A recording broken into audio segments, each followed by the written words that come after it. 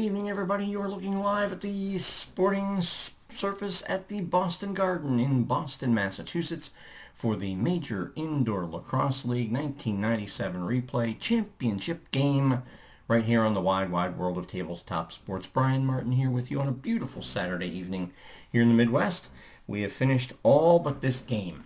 How did we get here? Well, Boston finishing third in the league in 1997 in this replay, defeated New York 13-11, scoring a couple of late goals in the fourth quarter to break an 11-11 tie and knock off the second-seeded Saints.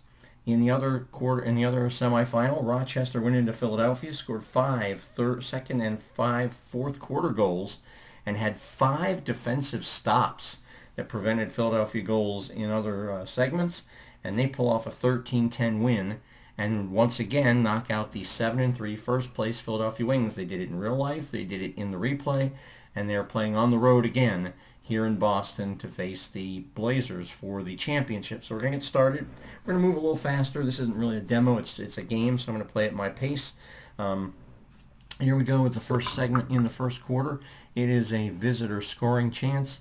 The home goalie needs to make a shot save. The roll is a 2. O'Neill has a shot save, and Boston already starting off with a quick save to open up the first segment. Second segment, same thing. This time, a home player in spot 5 stops the goal with a square. He doesn't have it. Or a quality roll. The roll is 5. It's Smart and Tony Million with a stop. As Boston, 2 stops in a row. Million's card goes underneath the stack as we hit to the third segment. This time it's a home scoring chance. The home player in 2 creates a goal with a quality roll or a triangle, and Boston's Charlie Blanchard, who is a member of the All-MIL team, scores, and Boston takes a 1-0 lead here with about 7.5 minutes left to go in the opening quarter. 1-0. We go to the fourth segment here. It's a potential fight. I should say potential penalty. Chris Driscoll in Rochester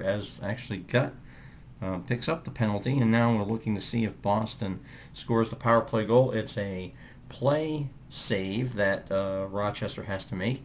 He has a 2. The roll is a 2. I roll everything together, and the roll is a 2, and so Rochester with a save and retains a 1-0 lead as Wilfong for Boston and Driscoll for Rochester swap places. One of the lower scoring periods I've had so far this year. 1-0 in favor of Boston. Third one, it's a momentum goal. Neither team scored in the previous segment, and Rochester is trailing in the game, so they get a goal to tie the game at 1. And then Rochester gets a scoring chance. Home goalie needs to make a shot save. He has a 2, but the roll is a 6, and so Rochester with a pair of quick goals, and they have now taken a 2-1 lead. Final segment, and it is another visitor scoring chance. This time, home player in 5 stops the goal with a square or quality roll. The roll is a power. Chris Panos, the defenseman for Boston, doesn't have it, and Rochester closes out the scoring with their third goal of the quarter at the end of quarter number 1. Rochester leads it by the score of 3-1. Let's go to the second quarter. First segment. It's a momentum goal. Rochester had momentum, had scored the last goal in the last segment, so they've now made it a 4-1 game. But Boston gets a scoring chance, and he will create a goal with a triangle, and he does have that, so Boston ends the streak of 4 unanswered goals as Bill Liddell helps figure that up. And we go to the second segment. And this time another home scoring opportunity. A visitor player stops the goal with a quality check, which is a star, and he does. So it's a Rochester step. Rochester stop. Paul Gate getting the stop by rolling the quality check, and he did have the star quality. So now it's a home scoring chance. This time it's any home player with a circle star does not get a power play goal, and so Rochester gets another stop. This first season, learning how to play the game, I didn't do power play stuff, and it'll kind of be like an old-fashioned league where the early stats aren't that great. Next year, I'll do a better job of keeping the power play stats. Next segment, and this is a skill check segment for potential goals. What I do for mine is when it's a 6, I go starting from left to right and start with the guy with the most qualities. And when they're tied, I usually will roll a die or in my head just alternate. So these are the two guys that are being challenged. The roll is a 5. So smart. Sudan is not smart, but Carmine for Boston is. So we check Rochester first. A transition player who does not have the quality gives up the goal. So Boston scores to make it 4-3. And the forward who has the smart quality gets the goal. So Boston gets a pair of goals in that segment, and they've tied this game at 4. Of course, we swap these guys out. Carmine was the assist master this year. 44 assists for Thomas Carmine. For Boston, Gary Gate from Philadelphia wound up the scoring title with 52 goals and 81 points. It's a momentum goal, and so Boston gets the momentum goal to go up 5-4, but Rochester gets the scoring chance, and he needs a triangle. He does not have one. Now, I think the rules say if the quality doesn't matter, I rotate if his card was looked at all, in terms of being singled out as that. So no goal for Rochester. So that means Boston on the backside gets a stop. Now we go to the final segment here of this opening half. It's a momentum goal. Boston was the last one to score. They've now scored a bunch in a row. Matter of fact, they've scored 5 in a row.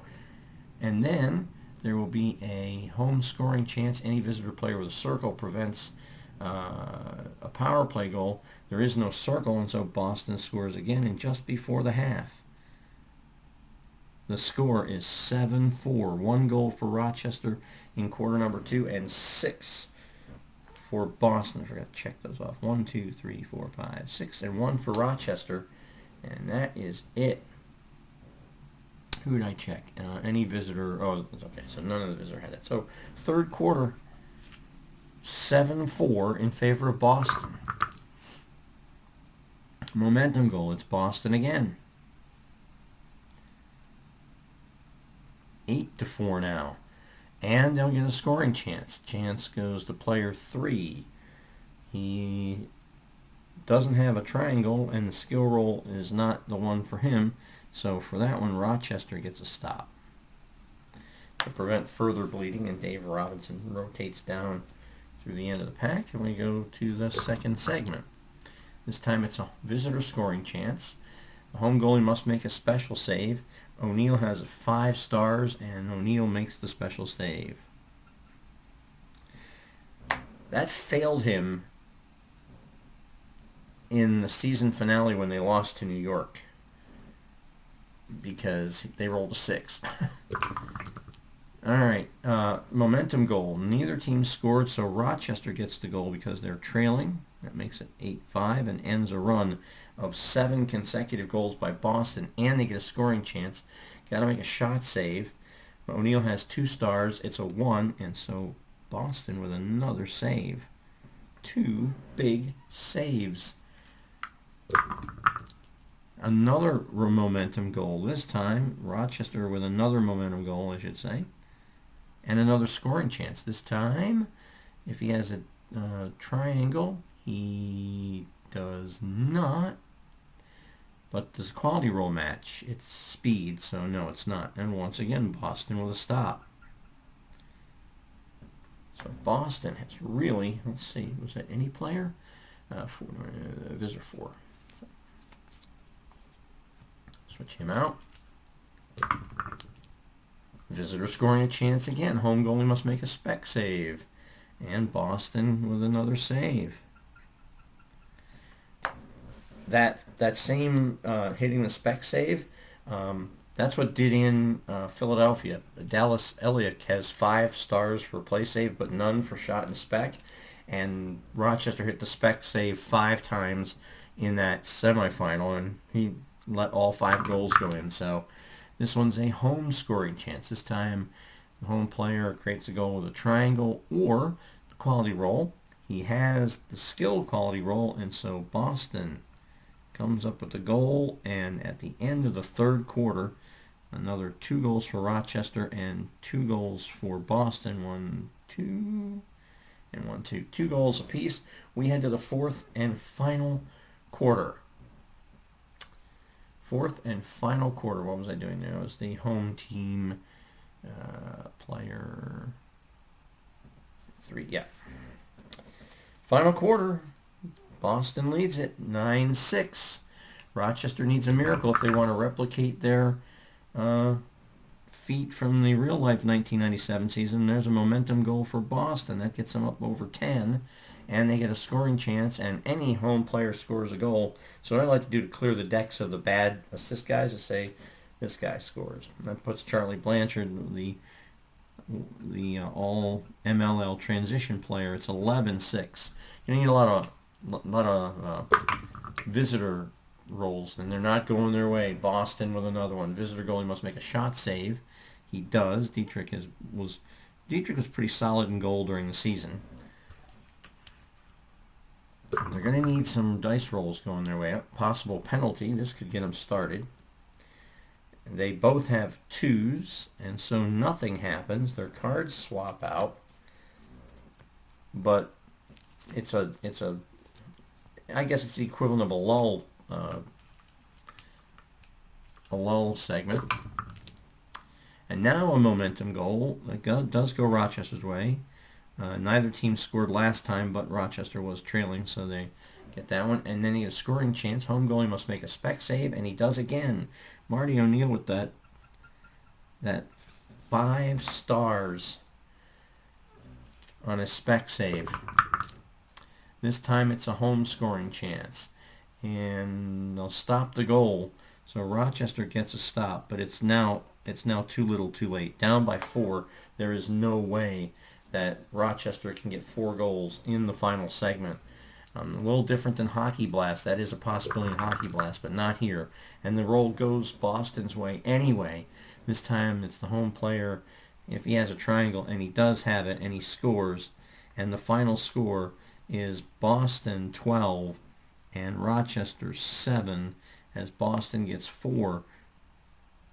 12? Wait a minute. 13-7, as Boston gets 1, 2, 3. 1, 2, 3. Yeah, 3-1. So there's 3, 6, 7, 3, 9, 10, 12. Something went crazy here. 1, 2, and 2. 9, 6, 6, 10, 6, 11. 7, 11. And 7, 12. Yeah, there we go. Sorry about that, folks. Get caught up. 12-7 as the Boston Blazers win the MILL championship for the 1997 replay. Now, what's really interesting about that, although Rochester and Philly were the same 2 teams that played in the semifinal, they both finished in the same positions that they did. New York finished in the top 3 and made the playoffs. The only team that was different was Boston. They actually were 4-6 on the season, didn't make the playoffs. And in this replay, they wind up going 6-4, and they win the MILL championship of this replay. So there you go. There you have it. Final score once again: Rochester Knighthawks 7, 12. Boston wins the championship. Now, for those of you that have been following along, on the Facebook page for PLAAY Games community, you'll know that I've been posting all the scores of all the games as they've been concluded. The championship playoff games will be posted soon, and then shortly thereafter we'll be posting a yearbook. Now, I originally had posted that the yearbook would include the box scores. I've decided that since the box scores are already online, I'll just put the file in the folder with the box scores, and you'll have them all in one place. And I'll post just the yearbook file as a file on the Facebook page as a separate item, just for those who only want to see that piece. So for those of you that did follow along, I will say Lacrosse Blast has been a really fantastic game. I really enjoyed it, and hopefully we will do another project with the Metro Lacrosse League. I have to create those players for that, and then we'll be doing some fictional lacrosse. So until next time, life is nice when you're rolling dice. So says my good friend Jeff Ring. We will see you again next time. So until next time, so long everybody.